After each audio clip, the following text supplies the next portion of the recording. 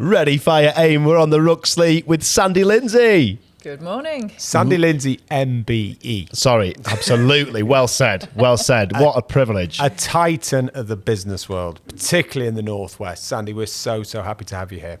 Oh, thank you for inviting me. It's lovely. Your gorgeous sofas are always a privilege anyway. So, yes, I'm delighted to be here. And I've been given some chocolate already, so I'm more than happy. And I've noticed you haven't had any yet, so No, discipline. That would be a bad idea. You said you had no willpower and that your husband had to hide the after eights, but you've shown willpower there. Well, they're not open yet. Good point. Yeah. Good point. Yet. No, it's really good to have you. I know a busy schedule. It's laughing because in all the times we've known you are trying to retire at the moment, but you seem to be as busy as ever. You're presenting later today, which we want to hear about. But I think in any of these leading interviews we do, it'd be great to get for our listeners a bit of a backstory of Sandy, just like where you grew up and your upbringing, if you don't mind. Yeah, I mean, I grew up in one of the worst council estates in the country. Oh, dear Lord. Yeah. I didn't know at the time. Where you grow up, don't you? You think it's fine. It wasn't until I moved up to Manchester, I looked back, I was like, oh, holy hell. And I went to a really bad school, but I was incredibly lucky because I had amazing parents and gave me core values and core confidence. And when you get older, you look back on these things and realise how important those things are. You don't know it at the time, do you? So growing up there, and the contrast of those things, the values that they gave to you were even more valuable because of where you grew up, when you reflect back. And we actually ran, as a family, we ran a dance troupe. Oh, wow. Quite a competitive dance troupe. And when I look back, I think that a lot of the things I learned in that time, 20 years dancing, are probably what gave me a lot of my knowledge of people and teamwork and communications and how to run an organisation. At the time, it was just what we did. But life skills. Yeah, exactly. And was the dance troupe within the community you were living, or was it part of the... No, it was a community thing. We took it on accidentally because somebody else started it and was a pretty dreadful person, and the parents kind of all got together and kicked her out. And so somebody said, well, somebody's got to take it on. And as often happened in our family, we just said, well, we'll do it as long as you can all help. Right. And it became our lives. And when I look back, it is tremendous. The lessons I learned made me a very competitive person as well. I was not very good at not being the best at anything until very recently when I've calmed down a little bit. So that was the actual dancing, was it? Wanting to be the best at that? We were always really at the top of the game and always winning. And but it was the other things that we learned, like, as I say, how to get on with people, how to bring people, how to motivate people, engage people. And as I say, the estate I lived, it was not the best place. There was a lot of crime, there was a lot of deprivation, and the dancing was all some people had. So, we'd have people in and out of our house all the time, parents coming asking for my dad's help, and I just thought that's how people lived. I didn't realise it was different. And it obviously made me who I am as a person. So much value from that, the university of life. Yeah, absolutely. That's quite interesting because there's a lot, particularly in the Northwest, a lot of youth zones, aren't there? Like Terry Flanagan, who's a mutual friend of ours, isn't he? With Madlow in Oldham and many other parts of the Northwest, Wigan, and keep getting people off the streets, kids off the streets to do. And it looks like, well, it sounds like actually this dancing troupe was exactly that. It was we'd have people come in and saying to my dad, can you threaten to sack her because all she cares about is dancing, and if she's been shoplifting or she's been doing something, and my dad would say, I will, but I'm going to have to mean it, so be aware if I do it, it's not going to be an empty threat. And they go, please do it. And there was one kid who actually was really going down the wrong roads, and she turned it around because she didn't want to lose the troupe. And now I actually saw that she's like an MP or something now, or something. It's like crazy. So that's but that's how, when you grow up with these things, you just think that's how everybody lives, and it's people coming in and out of your house all the time, day and night, and the door's never shut, all those cliches. But yeah. Were you an academic? Oh God, no. Again, crap school. I didn't go to university. Nobody went to university in my school. But I think what I realised was I always had a lot of common sense. And I think they're two different skills. And I used to value academia when I was younger, again, because I didn't have it. You always value what you don't have, don't you? Like, you want blonde hair if you've got black hair, whatever. Yeah. But I now see that common sense is so important. I'm not saying one's more important than the other. But I think having a combination, that's what I love about Tangerine. Now we do have a lot of, obviously, university graduates, but we also have apprentices, and those combinations you can't beat them, especially when you're brainstorming. And a lot of the senior business leaders in Manchester know you as an adopted Mancunian. Yes. When did you arrive in Manchester? I came up in '94 with my then husband. He'd been promoted to regional manager up here, and he came up, and I came up with him. And I was walking up Market Street, and didn't know anybody, just literally moved in, and somebody said, "Good morning," and I was like, "Do I know you?" And I just like, wow, it's true what they say. People are so friendly here. And I just fell in love with the city from day one. I literally fell in love with it from day one. I am absolutely mank now. I just love the place. I love the attitude, the swagger, the way that people work together. Like when we started the Juice Academy, I didn't have a clue what I was doing, but I could say to people, help. And people would just, including you, people piled in and went, what can we do? Yeah. And within months we had our first cohort, because Manchester is made up of people who go, there's a problem here. We don't need to rely on the politicians. We can fix it, and that's what happens. Yeah, absolutely. And then 2002, you work for a couple of agencies, and then you make the plunge and build and set up and create your own business. Talk about Tangerine, the global award-winning agency. Yeah, yes. I mean, I was working at a very large PR company, and I loved it. It was great. And we got bought by VC. And we went from being a really great place to work to being a really bad place to work almost overnight. The sort of place that would say, how much more money can we screw out of these clients, or how many more hours can we get this person to work? And I was like, I can't do this. I just can't do this. It was all about the money, because obviously we'd been bought, so they wanted a return. And I did then, and I still do get that one of the marks of a successful business is money, is profit. But I didn't then, and I still don't believe you have to chase the money. I believe you do great work, treat people properly, and the money will naturally follow. Yeah. It just does. It just does. So I sat down with my boss and talked myself out of a job. Really? Oops. And I was told, not by him actually, but by two other people in the business, the problem with you, Sandy, is you have too strong a moral streak. Okay. That's rich. And so I was offered redundancy, and all of my friends and family were saying, this is brilliant. You can take your redundancy money, start your own business. And I was like, insert swear word. Why would I do something that stupid? I actually quite like sleeping at night. I never, ever was going to start my own business. My family doesn't do that.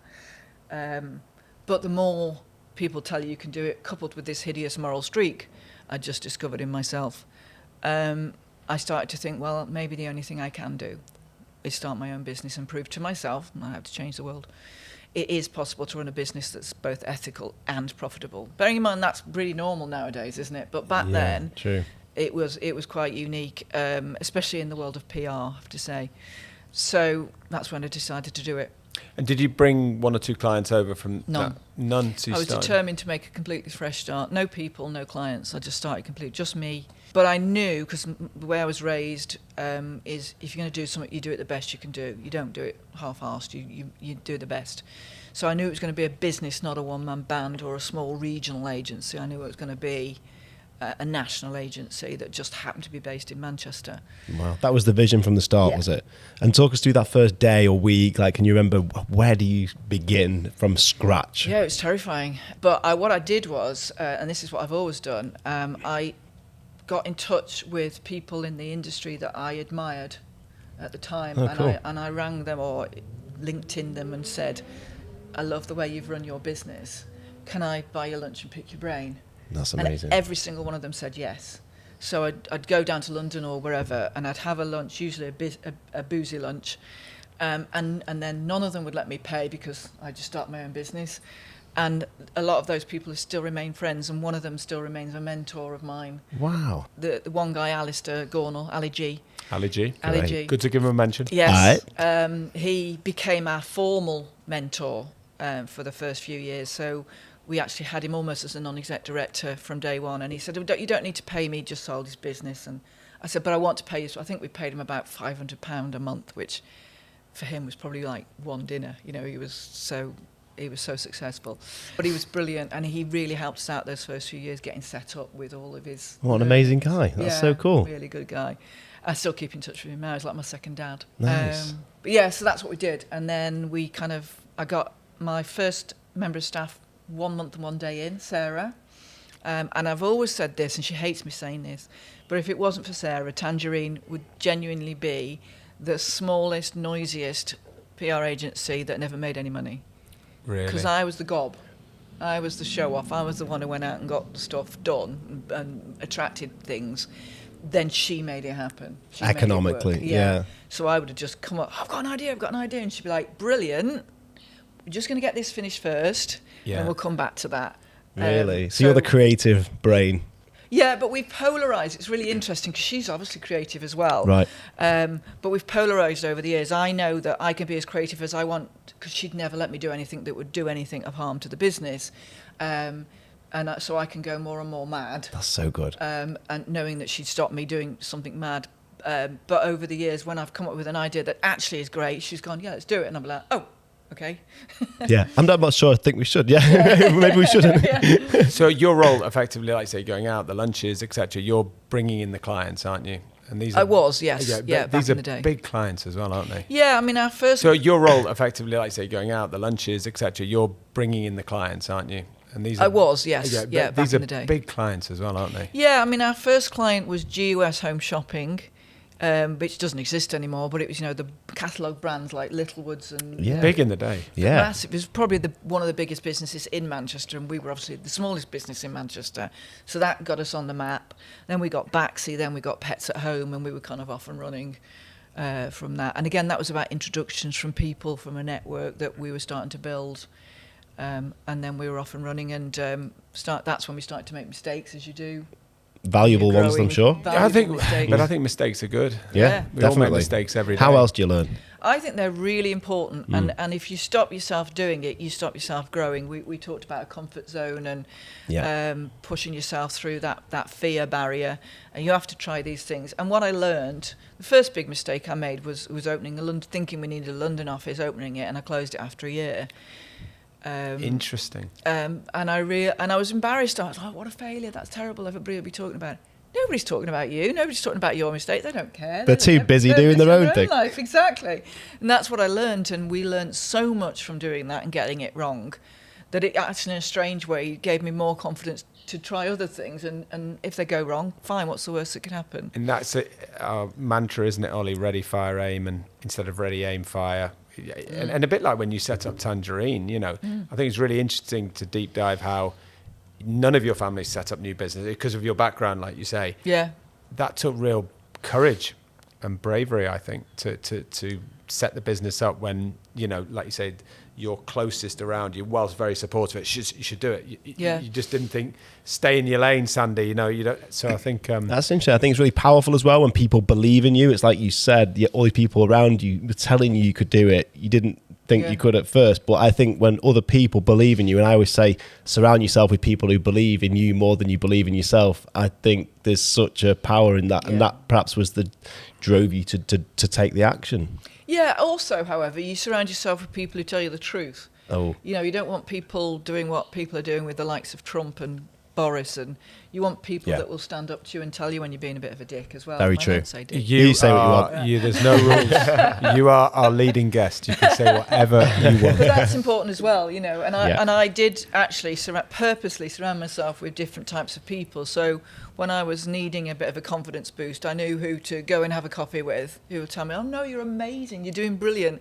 And then if I thought I was like going down the wrong route, who I'd have a coffee with who'd say, yes, you are. You're being a bit pull you back a bit. We've got a really good consultant, like strategist, Kate Hardcastle, is really, really good in retail, really well known, and she's blunt, which is good. You don't, and she's there to challenge it.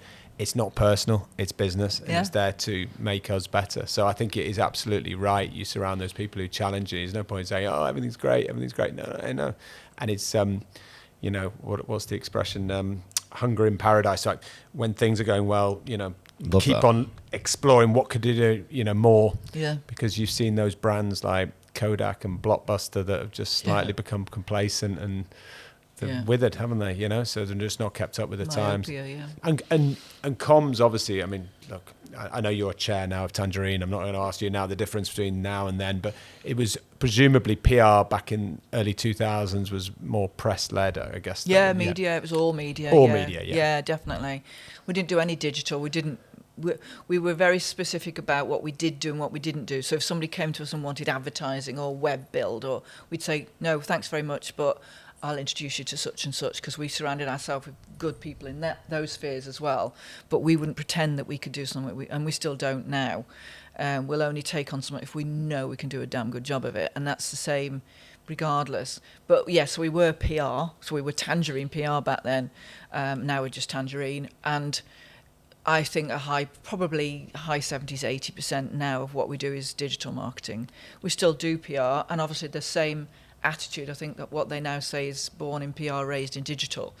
That's cool. Because I hadn't heard that. Literally where we are, because we have that mindset. We know how to tell a story, how to bring a story to life. We know how to get an audience interested in something. But we now can take that PR learning through into the digital channels, and then that's where they can reach those audiences directly. And the campaign's early doors, when you set it up with Sarah, Gus and Pets at Home, is there any campaigns that's come to mind that you are really proud of and that you...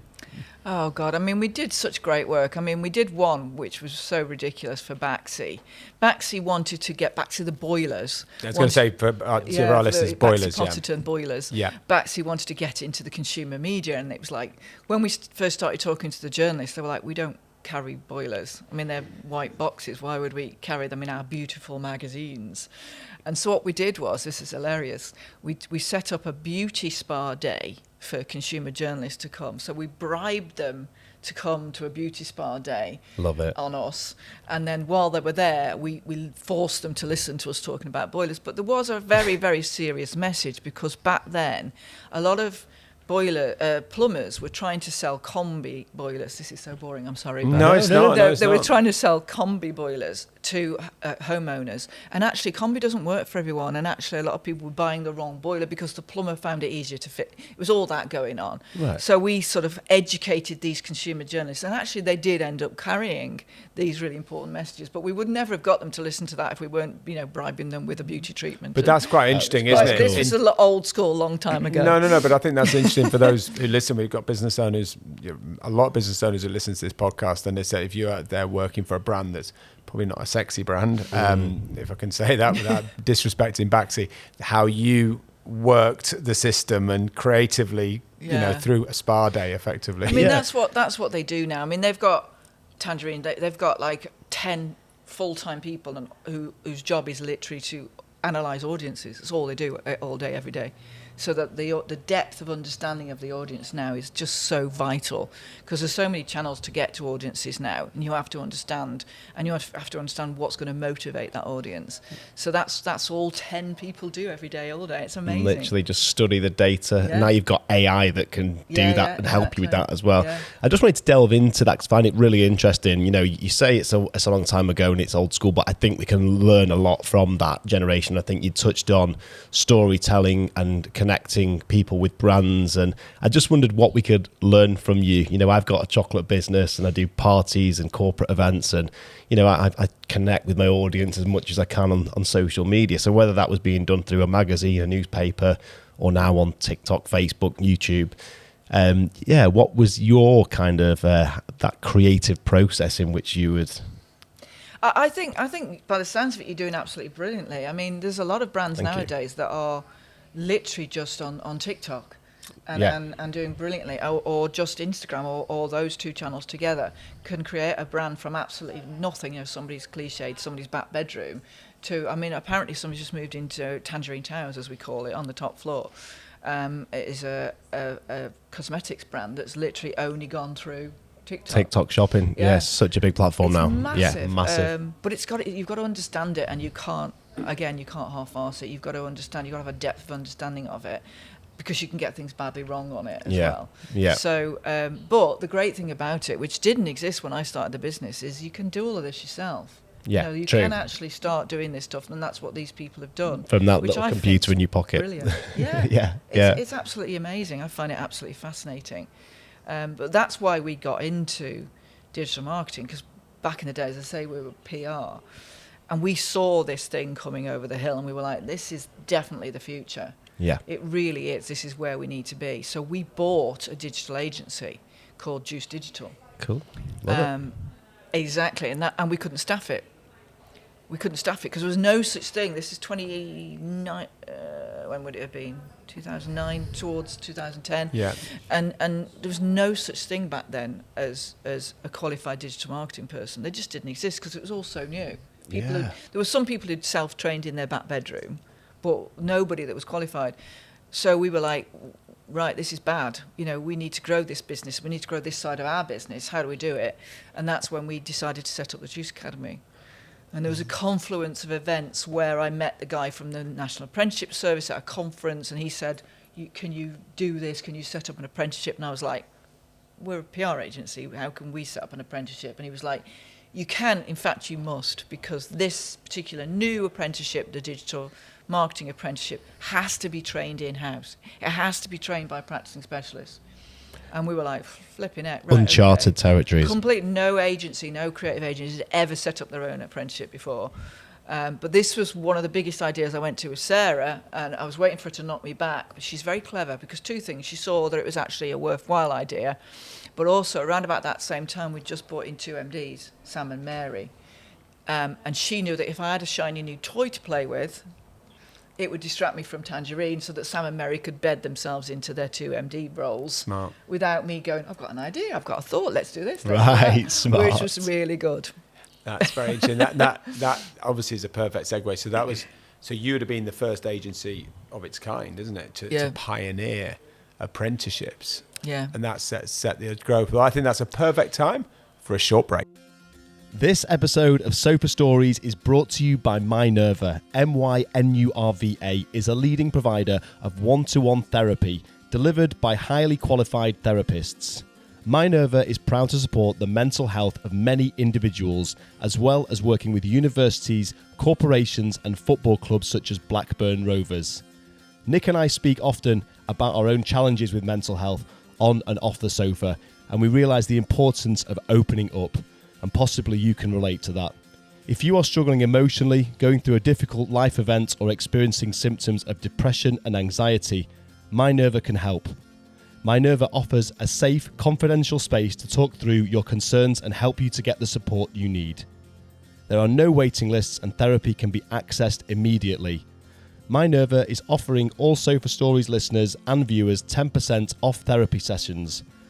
Simply visit www.mynurva.com/Sofa Stories to book online and enter the code SOFAStories10 to redeem your discount.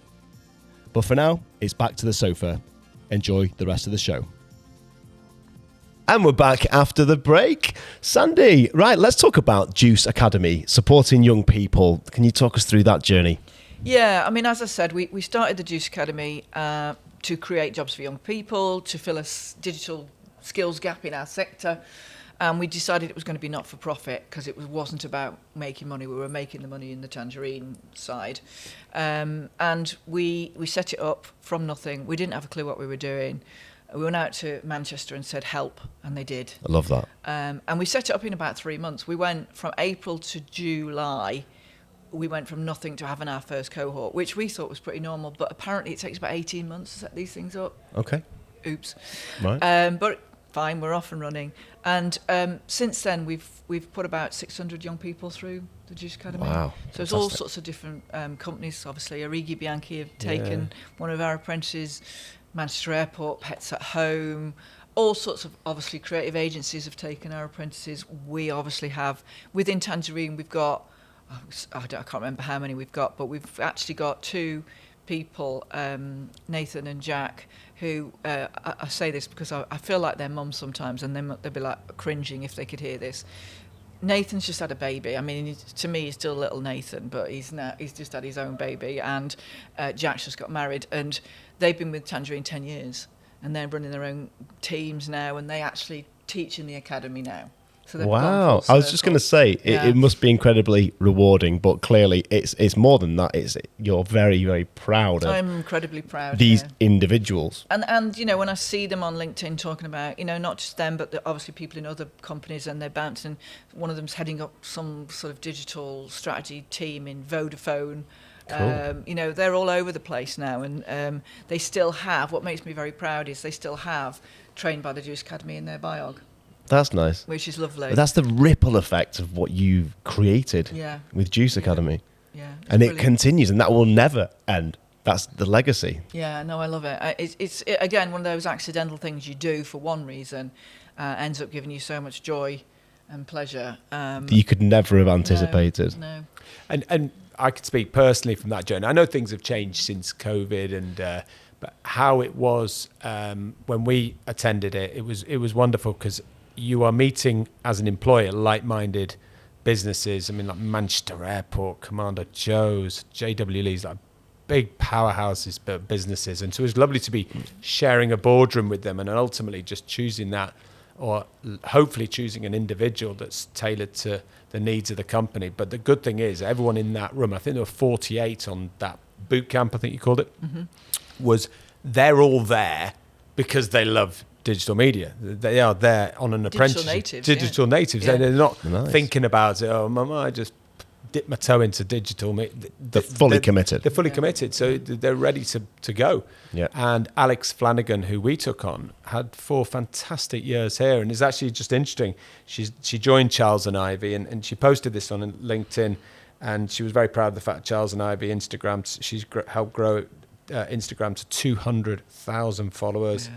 I follow them. You follow them, yeah. Wow. And you know, I think it wasn't long ago. It was about their aim was to reach 100,000 followers, and that following is double. But I think one of the things is, because we still keep in touch with Alex, is just how proud she is wearing the badge of Juice Academy. She'll always relate it back to the education, the mentorship, and all the skills she got acquired, you know, from the Juice Academy, and how she met Origi Bianchi was through Juice Academy, which then brings us in, because you create all these opportunities, 600 people, and then 2015, is there a letter that comes through the letterbox? Yes. Talk to us about this from the Buckingham Palace. Yeah, it's random. You don't know. I mean, I don't know to this day who nominated me. It just turned up. And it was a really weird part of my life. My marriage had just broken down. And so there was all that going on, literally 2 weeks before. And then I fell over in the back garden and broke both of my legs. Oh, dear Lord. As you do. And so I was being looked after on a rota basis by my fantastic girlfriends. And this letter turns up. And it doesn't say, you know, from the palace. It's just a normal letter. And it says on Her Majesty's Service, I think, or something like that. Not on Her Majesty's Secret Service. That would have been even more cool. And I looked at it. My friend went to the post box, who was looking after me that morning, handed it to me, and I said, "Oh, it'll be from the tax. I don't care. Just throw it away. I'm not in the mood." And she looked at it and she went, "I'm not sure it is, my darling. I think you need to open it." I was like, "Give it here." And I opened it, and it says, it was all very fancy language. It says, you know, we are minded on behalf of Her Majesty the Queen to consider you for an honour and blah, blah, blah. And I was reading it. I was like, I handed it to her and I said, "Read that." And she read it and she was like, "What does it mean?" I said, "I don't know." Because it's not very clear. Anyway, so that was the letter. And it said, you know, there's another thing with it. You had to sign, say you were whether you would accept it or not. And I was like, hell yes. Yeah, this is the MBE, of course. Yes. Yeah. Yeah. Wow. So then you have to keep quiet, I guess. Yeah, you're not allowed to tell anybody. I told my dad, obviously, quietly, and told him he couldn't tell anybody. Until a few months later, when it's all announced, either as part of the New Year's Honours list or whichever the other one is. Can't remember what it's called now. Summer. There's two a year, there's two a year, isn't there? Yeah. And it comes out on a Friday evening. Bizarrely, it must be a real historical thing. 10 o'clock on a Friday evening, it comes out. And I'd kind of was on my way to bed thinking it wouldn't break until the Monday morning. But my phone started going ping, ping, ping, ping, ping, ping. And I was like, I was up till like 2 o'clock in the morning. Like the amount of like people just contacted me saying it's amazing for somebody that is just not doing their job, somebody who's doing something real, kind of. That's cool. That was broadcast on TV, was it, at 10 o'clock? No, it was just released in the media, generally. But I thought because it was so late, who'd be reading the media at 10 o'clock at night on a Friday night? Yeah. My phone died, basically. It was just I couldn't cope with it. And talk Ollie and I through the whole experience of going down to Buckingham Palace. Did you go the night before? Did you have a nice evening? Did you? Yeah, we did. We did all that. I took my husband at the time down and my business partner, Sarah, because obviously it was as much her as me. And my dad would have come, but he wasn't well in the end. So we went down the night before, stayed in a fancy hotel. Obviously had the whole frock and everything and the hat.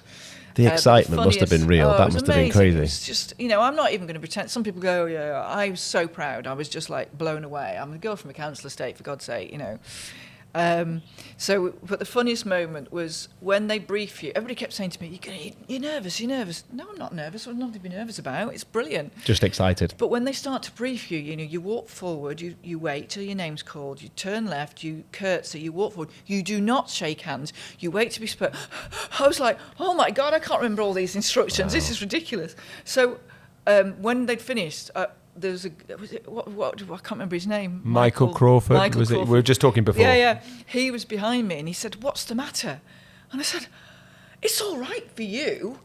I've got to curtsy twice." Yeah. And he said, "Well, don't you know how to curtsy?" I said, "How would I know how to curtsy? I'm from a council estate." And he went, "Calm down. I'm going to teach you how to curtsy." So Michael Ball, OBE, spent the next 20 minutes teaching me how to curtsy. It was absolutely hilarious. That is a great story. And I think, like you said, I think it's wonderful you took Sarah down because you feel hand in hand that she's been with you on that journey from day one at Tangerine. And Tangerine, moving back to Tangerine, in 2017, you sold it or you gave it to them. But this is something, Ollie, and I'm really keen to understand as our listeners will, I'm sure, because you put Tangerine into an EOT in 2017, an employee ownership trust. Is that right? So would you just explain that? Yeah. So because of what happened to my previous agency, I always said at the point at which I'm starting to step back from the business, I'd find a way to put it into the hands of the people rather than sell it on the open market, because it would break my heart if the same thing, because that company doesn't exist anymore. Interesting. And that would break my heart because Tangerine's always been my baby. So I looked around and looked at all different things like your normal management buyout, bimbo, all those kind of different ones. And then it was our accountants who actually mentioned this EOT, Employee Ownership Trust. And it was like the sun coming out from behind a cloud. It was like, oh my God, this is so the one. us. So basically the way it works, there's lots of different models, but we went with the John Lewis model. So what happens is when you're an employee of Tangerine, if you get through your probation, you become a partner in the business. So everybody is a partner in the business. They don't have a share. They don't have a bit of paper that they have to hand back. They just are a partner in the business. So the people who work at Tangerine own 64% of the business now. Love that. That's amazing. I think through COVID it did make a difference because it happened obviously just after, and I think people do see it, I hope they do see it as their business, so they put the hours in and they were really passionate. In fact, there were times we had to say, stop, Well, they're treating it like their own business because it is. It is their own business, yeah. And you sit on as chair, that's right, Sandy, isn't it, at Tangerine? Yes, and I just chair the board. I don't do anything day to day anymore. No. But how was it during COVID? Because we've spoken in our businesses in previous episodes of how it was for us, and in our case, it was only the second time in our 170-year history that we had to shut the doors of this business, this building, and it was crazy. One minute we're employing 145, next minute we've got 6, of which I'm one of them, and it's just roll up the sleeves time. But it was quite exciting at the time because there was no rank or regiment then. It was just me and 5 others, and my brother was in it as well. And how was it? Yeah. How was it during COVID for Tangerine? Well, at first, absolutely terrifying, like it was for everybody. It was unprecedented, literally unprecedented. I think at the time, I love language, I love words, and what I'd say to people was, we overuse words, don't we, nowadays? Unprecedented, unique. Oh, this is terrible. This is dramatic. But actually, when you need words that describe something truly terrifying like COVID was, they've all gone. You haven't got anything, you True. haven't any way of explaining how you're feeling. And I remember like us having online board meetings and just being rabbit in headlights. It's like, what do? We've got to, we had this whole business plan. We just literally presented a new business plan to the partners a few weeks before. Well, that's just in the bin now because we don't know what's going to happen. And our new business plan was we keep everybody in the company. We all went to them. We said our new business plan is we keep everybody. We don't let anybody go. If we need to, we make £1 profit. That's it. Right. We look after our clients. We look after our staff. We try and keep everybody in business, and that's it. And everybody was like, yeah, that's a good business plan. And that's what we did. In fact, we did a damn sight better than that. But that was the agreement with the team. But what actually happened was because the only way to communicate with customers during COVID was through digital channels, and that's what we do. We are their digital channel. So actually we had something like 40% growth through COVID, which was absolutely bonkers, especially as we were interviewing and employing new people that we'd never even met in the real world. And when we had our first our first away day after that, when things started to open up a bit in our car park, we had it outside. It was so funny because there were so many people we'd never even met.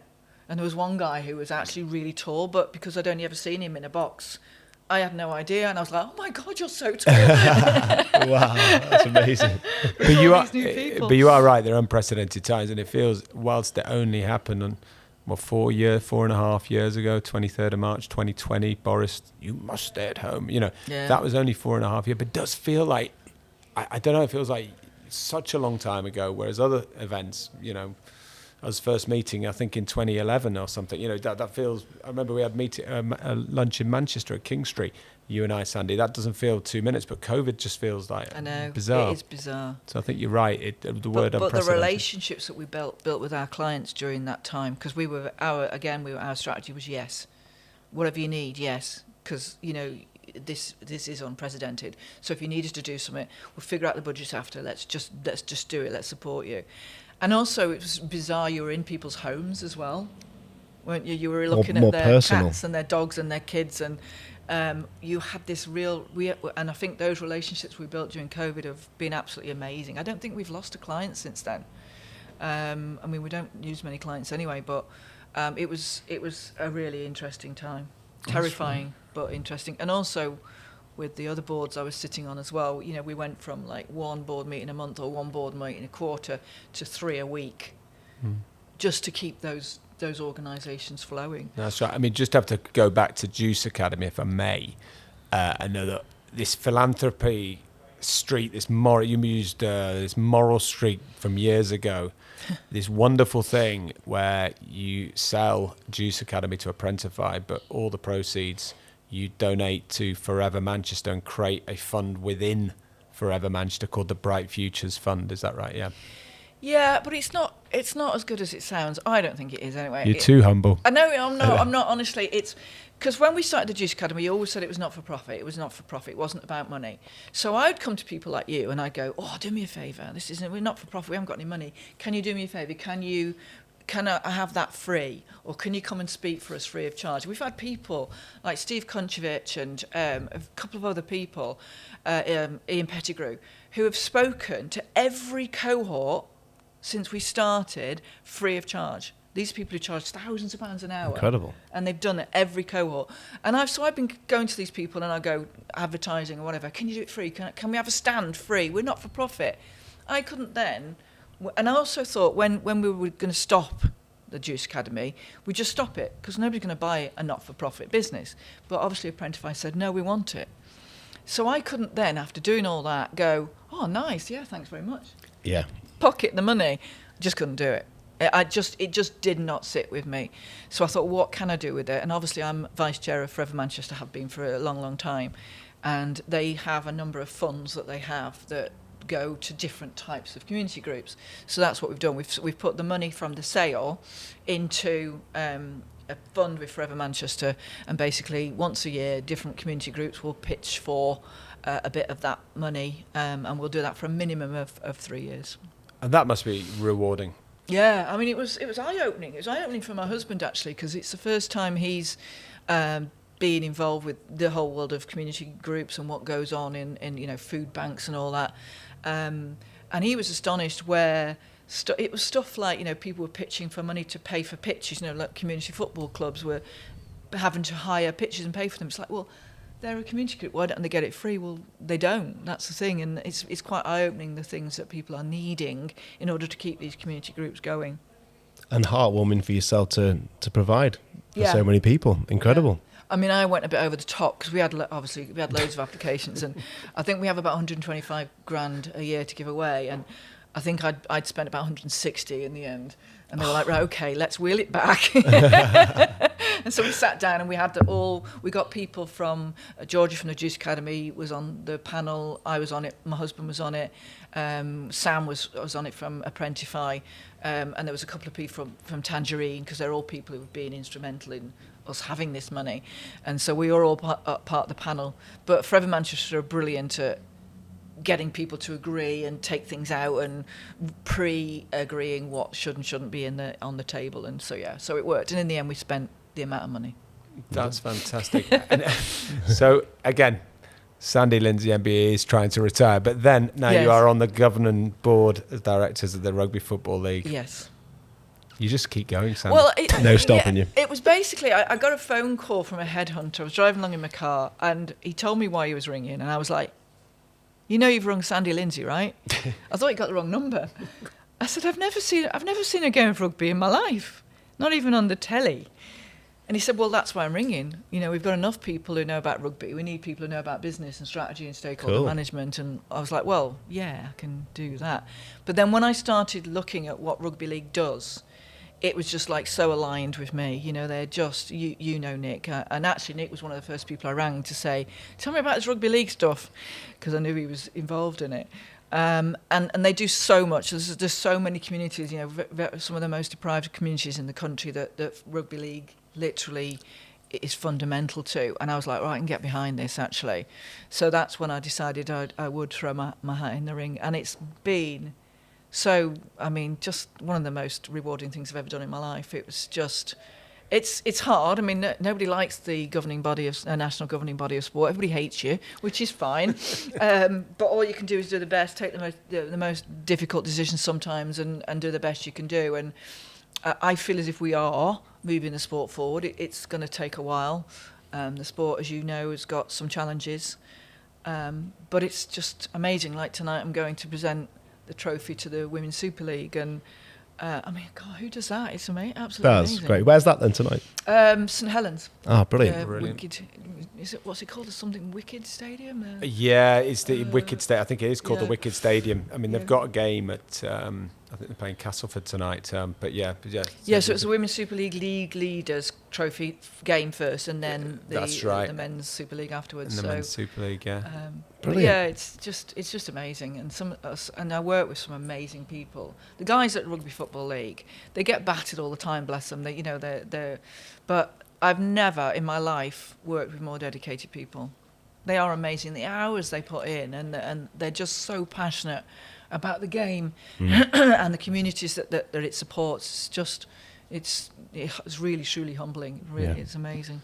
Yeah, they've got the charity as well. Is it Rugby Football Cares? Is it Rugby League Cares? RL Cares. Sorry, RL Cares. Which Terry Flanagan was, of course. We mentioned Terry a lot. And the Benevolent Fund, and they support people that have fallen out of the game, and then or people have had injuries, and they're amazing. And we've just recently judged the Matt King award, which again donates money to people for educational purposes. And brilliant. And the big high profile, obviously, the loss of Rob Burrow, legend of rugby league, and Jesus, but his story was told worldwide, Kevin wasn't Sinfield, and I mean, it's just such an amazing group of people. You meet such brilliant people. Can see that with John Wilkin, the way that he speaks so passionately as well about the sport. Yeah, absolutely. But I know the community, all the community outreach programs that they do, and they've always been ahead of the game, I think, in tackling homophobia and everything. They've always been ahead of diversity. For the World Cup last year, it was literally the world's most diverse World Cup. We had women's, men and wheelchair all at the same time. Oh, wow. And That's they cool. were all paid the same fee. Wow. To play. That's groundbreaking, isn't Yeah. it? The leading interview we did with Joe Daly from Clearwater all about equity, equality, diversity, inclusion. Impact, inclusion. Yeah. Rugby league, absolutely front and centre, the forefront of that. amazing. They're pioneering. That's amazing. Yeah. So you must be very proud of that, yeah. Yeah. I wanted to touch back on something because I'd kick myself if we didn't mention this. We spoke about, apprenticeships and apprentices. And we spoke off the microphone earlier about, your advice to some of these young individuals. And I hope you don't mind me bringing this up, but I just thought I found it really interesting, the advice if you'd care to share with us. Well, Brian, see if you're testing me now. So, when we get a new cohort in the academy, I do my top 10 things I wish I'd known when I was starting out. And I went to people like Nick and all my mates and said, what do you wish somebody had told you when you were starting out? So let's see if I get it right. So the first one, very, very straightforward, be on time. But everybody said that. Everybody who gave me feedback said it's really important for obvious reasons. We know the obvious reasons. Always be volunteering, so always be putting your hand up. Always say, I'll do that. Pick me, choose me, because you never know where that's going to take you. Comfort zone. A comfort zone is a beautiful place, but nothing ever grows there. So always be pushing yourself the other side of fear and all that. So that's how many's that? 3. Blimey. Get yourself in the room again, in terms of obviously people like the Metro Mayor of Manchester, Andy Burnham. He has a young persons committee because he doesn't know what young people are thinking or feeling any more than I do. Right. So he has, get yourself on there, get yourself in a room. If you want to change something, you've got to get yourself in the room, the Hamilton in the room where it happens. Blimey, what else do I do? These are already brilliant tips. The one you mentioned, if you don't mind me saying, is listening. It was like you don't being interested. It's more important to be interested. So always be interested, always be learning. It's more important to be interested than interesting. Always be learning, always be, asking questions, learning new things. It's just so important. Like I'm learning Spanish at the moment because obviously I've got nothing else to do in my time. And just always be doing that. And what's the forward? If you're the most intelligent person in the room, you're in the wrong room.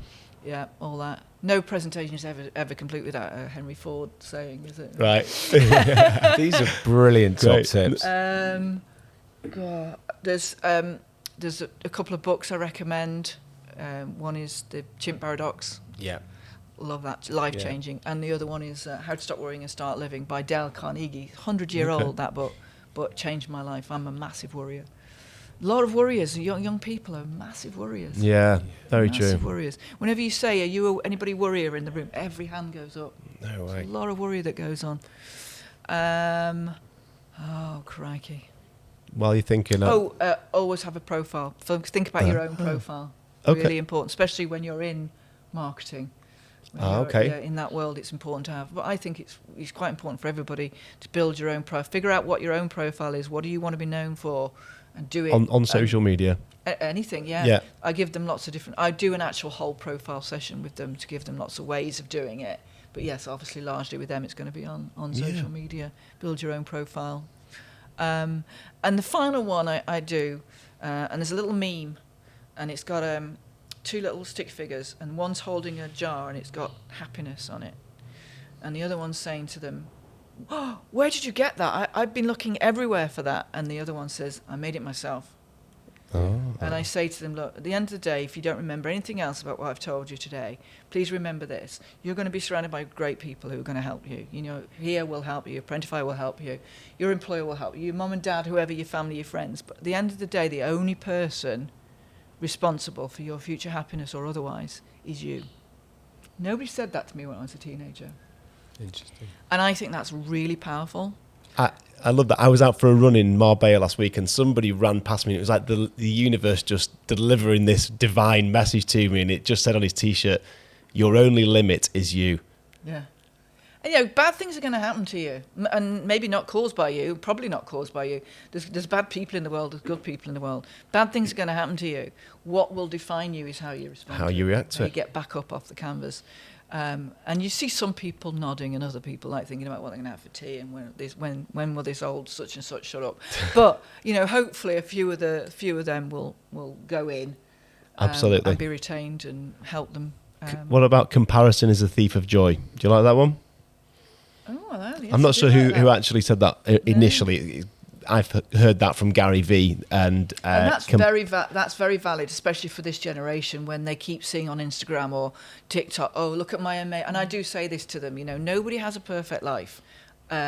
Look at my amazing makeup, look at my amazing cake I've just baked, look at my amazing whatever. Yeah. Nobody has a perfect life. No. Nobody. But Instagram will have you believe they do. And I think that comparison is a thief of joy is akin to that, isn't it? Yeah, it is. But it is exactly that. But do you think that you're talking about, there's a lot of worriers Yes. amongst Gen Z? You see social media just saying, oh my God, they just got the perfect life. Yeah. And my life is distinctly average. And you can absolutely see, no, it's... we like on this podcast, Sandy, you can't add days to your life, but you can add life to your days. Yes. And that's one of our mantras, isn't it? It is indeed. That's so important, Nick, because I don't know about you, but I'm at an age now where a lot of my friends are getting ill. Between that 50, 60 bracket. I mean, I'm obviously 35, but you see a lot of your friends, and it's never the people that you expect.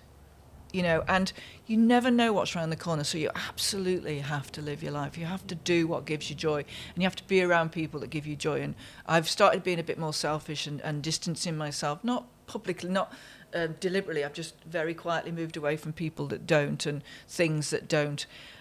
Because you never know. You never know how many... I could have another 30 years. I could have another 30 days. Every day is a total and utter blessing, isn't it? And I think a lot of people fail to recognise... I can, we can get a little bit complacent and wrapped up in everything that's going on. Trivial. It's nonsense, isn't it? Yeah. Nothing matters. Well, we're blessed that you've given your time today. The greatest gift, another quote, the greatest gift you can give in life is your time. Sandy, we cannot thank you enough for coming over to Origi's on the Ruxley for episode 15 on Leading Interview. Sandy, you've been amazing. On behalf of Ollie, myself, Compton and all the Sofa Stories team, thank you so much. Thank you very much. Thank you, Sandy. Thank you. Thank you.